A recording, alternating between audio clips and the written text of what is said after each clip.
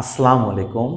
আমরা transformation of sentence নিয়েই কথা বলছিলাম এবং অ্যাফার্মেটিভ থেকে কিভাবে নেগেটিভ করা যায় বা নেগেটিভ থেকে কিভাবে অ্যাফার্মেটিভ করা যায় তার আগে আমরা শুরুতেই বলেছি, সাম আপ করছি যে ট্রান্সফরমেশন অফ সেন্টেন্স করার ক্ষেত্রে আমরা দেখব যা বলেছে নেগেটিভ করার চেষ্টা করব এবং গ্রামার ঠিক আছে কিনা সেটা দেখব 2 নম্বর হিসাবে।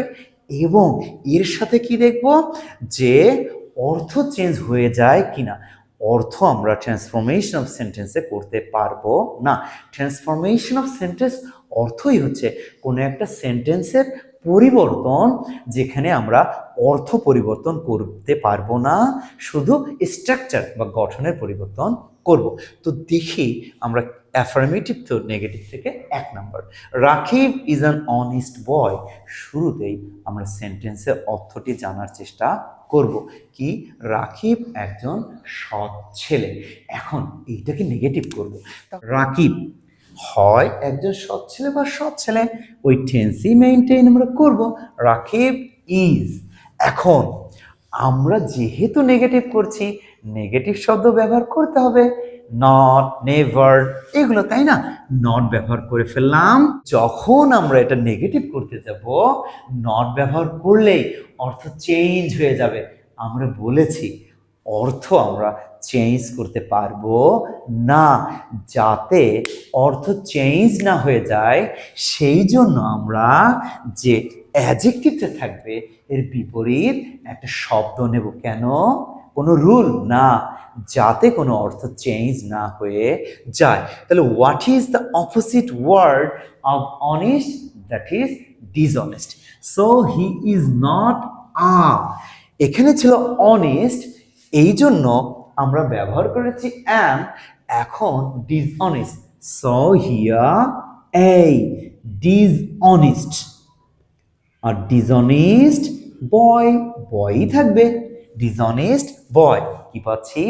Rakib is a dishonest boy. Next, he is an extraordinary man. তিনি একজন অসাধারণ মানুষ। নেগেটিভ করব, তাহলে কি হচ্ছে? তিনি, হি ইজ নট অসাধারণ। এখন আমরা এর বিপরীত একটা শব্দ ব্যবহার করব। কেন? কারণ নট তার আগে ব্যবহার করতে হবে। তাহলে নট ব্যবহার করছি।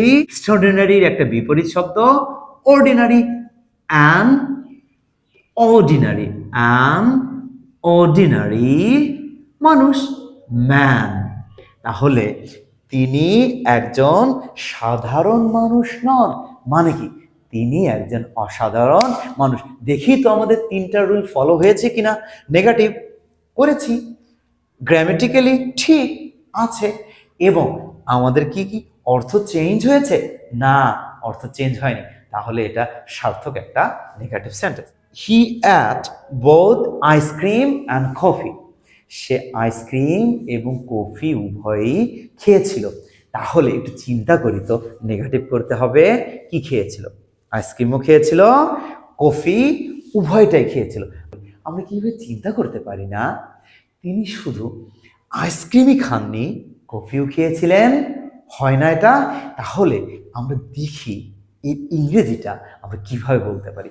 তিনি শুধু আইসক্রিমই খান, কফিও খেয়েছিলেন। তিনি, হি খেয়েছিলেন অ্যাট।